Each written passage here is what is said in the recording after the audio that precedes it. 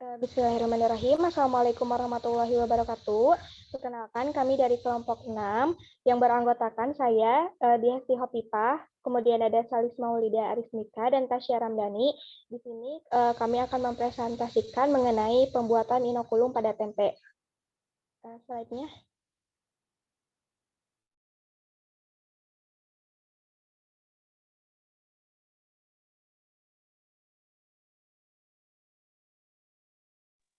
Adapun tujuan percobaan, yang pertama itu untuk mengetahui prosedur pembuatan inokulum tempe. Lalu yang kedua, untuk mengetahui pengaruh lama inkubasi lama terhadap inokulum tempe. Lalu yang ketiga itu untuk mengetahui karakteristik inokulum tempe yang dihasilkan. Untuk selanjutnya akan disampaikan oleh. Baik, terima kasih Dia atas kesempatannya. Di sini saya akan mencoba menjelaskan terkait latar belakang dari percobaan ini.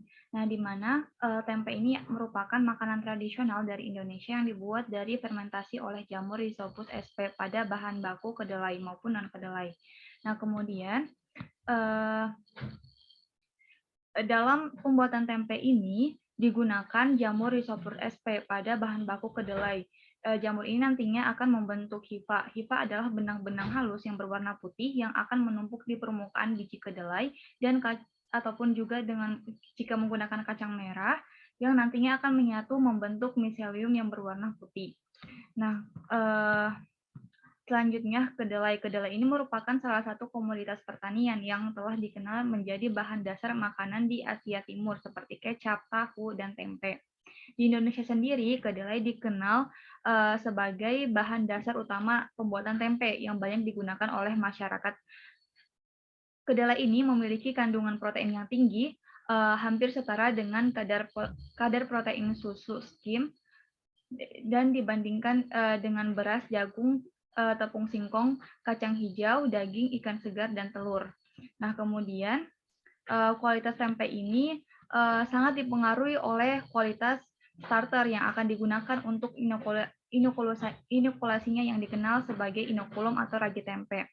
Nah, starter tempe ini adalah bahan yang mengandung biakan jamur tempe dan berfungsi sebagai agensia pengubah kedelai rebus menjadi tempe melalui proses fermentasi yang menyebabkan kedelai berubah sifat atau karakteristiknya menjadi tempe, di mana proses fermentasi tersebut dapat menghilangkan bau langu dari kedelai yang disebabkan oleh aktivitas enzim glikosigenase. Nah, di mana jamur yang sering digunakan ada dalam fermentasi tempe ini adalah genus Rhizopus, antara lain Rhizopus oligosporus dan R. oryzae. Nah, di mana R. oligosporus ini dikenal sebagai inokulum yang bagus untuk membuat tempe karena mampu menghasilkan antibiotik, biosintesis vitamin B yang merupakan manfaat yang dapat diperoleh setelah mengonsumsi tempe. Nah, jenis mikroorganisme pada tempe telah dilaporkan, namun mikroorganisme utama pada fermentasi tempe adalah Rhizopus sp. Nah, inokulum tempe merupakan sumber Rhizopus sp. Dalam pembuatan tempe di Indonesia saat ini, pengerjaan tempe pada umumnya menggunakan inokulum komersial yang hanya mengandung jenis Rhizopus tertentu saja, sehingga keragaman spesies Rhizopus yang digunakan pada fermentasi tempe telah mulai berkurang. Nah, penggunaan inokulum dalam fermentasi tempe tidak terlepas dari konsentrasi inokulum yang digunakan. Konsentrasi inokulum tempe berbentuk bubuk dalam pembuatan tempe yaitu sekitar 2-3 gram untuk setiap 1 kg kedelai atau sekitar 0,2%-nya saja, karena kemampuan optimal inokulum tempe dalam fermentasi berada pada konsentrasi 0,2%. Berdasarkan penjabaran tersebut, maka dilakukan praktikum pembuatan inokulum tempe untuk mengetahui proses pembuatan inokulum tempe dan pengaruh lama inkubasi terhadap karakteristik inokulum tempe yang dihasilkan. Mungkin sekian dari saya kembalikan kepada moderator.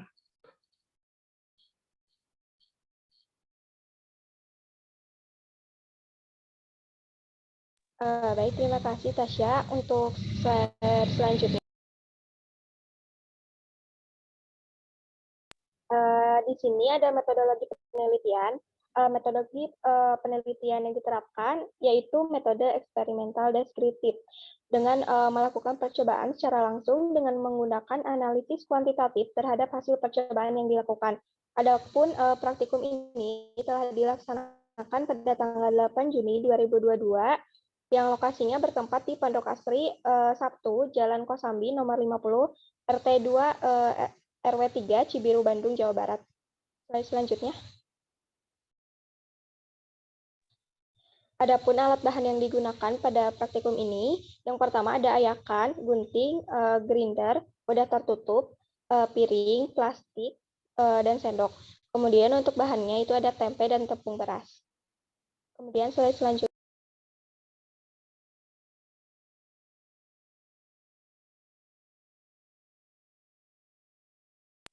Adapun prosedur percobaannya, yang pertama itu satu papan tempe mentah dipotong tipis-tipis sampai 20 potong dengan ukuran yang sama. Kemudian simpan tempe pada wadah yang telah disiapkan. Selanjutnya inkubasi dan kering anginkan tempe selama 3 hari. Nah, setelah 3 hari, potong inokulum menjadi potongan yang lebih kecil untuk memudahkan dalam proses penghalusan. Kemudian haluskan inokulum menggunakan grinder untuk memperoleh bubuk halus. Setelah itu, agar bubuk yang diperoleh lebih halus, maka lakukan proses pengayakan. Nah, setelah tempe bubuknya itu dicampur dengan tepung beras dengan perbandingan 1:1, yaitu 1 sendok bubuk halus dan 1 sendok tepung beras. Kemudian homogenkan campuran.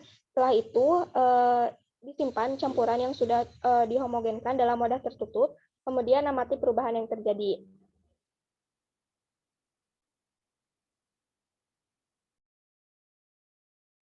Nah, untuk hasil dan pembahasan akan disampaikan oleh Saudari Salis. Saya persilahkan. Oke, baik. Terima kasih, moderator. Boleh di next lagi. Nah, bisa teman-teman lihat ya, di sini ada beberapa pengamatan. Yang pertama, warna putih kecoklatan, tekstur lunak dan mudah dikeringkan selama 24 jam atau 1 hari, bisa dilihat ya, berubah warna gitu. Masih beraroma khas tempe juga dengan warna putih sedikit keabuan, tekstur agak mengeras dan volume tempe agak membesar. Nah, setelah 48 jam atau 2 hari, aromanya masih khas tempe dengan warna putih agak kehitaman, kemudian teksturnya keras, tidak mudah diiris dan tempe menyusut. Nah, setelah itu dihaluskan menggunakan grinder dan dicampurkan.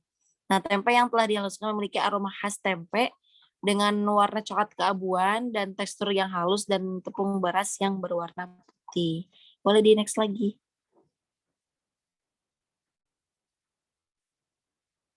Oke, di sini ada pembahasannya, bisa teman-teman lihat. Nah, berdasarkan praktikum yang dilakukan pada parameter aroma, diperoleh aroma khas tempe sebelum dan sesudah inkubasi. Nah, sedangkan pada saat proses penghalusan tempe terjadi penguatan aroma yang disebabkan oleh kacang kedelai pada tempe yang hancur mengeluarkan amonia. Nah, hal tersebut sesuai dengan pernyataan dari Widiantara dan Deviana bahwa tempe segar mempunyai aroma lembut seperti jamur yang berasal dari aroma miselium kapang bercampur dengan aroma lezat dari asam amino bebas dan aroma yang ditimbulkan karena penguraian lemak makin lama fermentasi berlangsung. Nah, aroma yang lembut berubah menjadi tajam karena terjadi pelepasan amonia. Nah, yang terakhir adalah hal ini bisa disebabkan karena kadar air pada tempe berkurang selama dikering anginkan sehingga menyebabkan penyusutan volume tempe. Oke, mungkin cukup sekian. Saya kembalikan lagi kepada moderator. Terima kasih. Baik, terima kasih Saudari Salib. Adapun kesimpulan pada percobaan kali ini itu percobaan yang dilakukan dapat disimpulkan bahwa pembuatan inokulum ini dapat dilakukan dengan cara inkubasi tempe selama 3 hari, kemudian digiling dan ditambahkan tepung beras dan disimpan di wadah tertutup tertutup, kemudian inokulum tempe yang diperoleh memiliki karakteristik aroma khas, berwarna coklat dan teksturnya halus. Nah, pengaruh lama inkubasi, tempe mengalami perubahan sifat organoleptik akibat pertumbuhan Rhizopus oligosporus.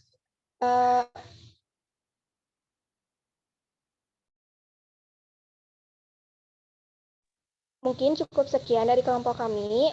Kurang lebihnya mohon maaf. Wassalamualaikum warahmatullahi wabarakatuh.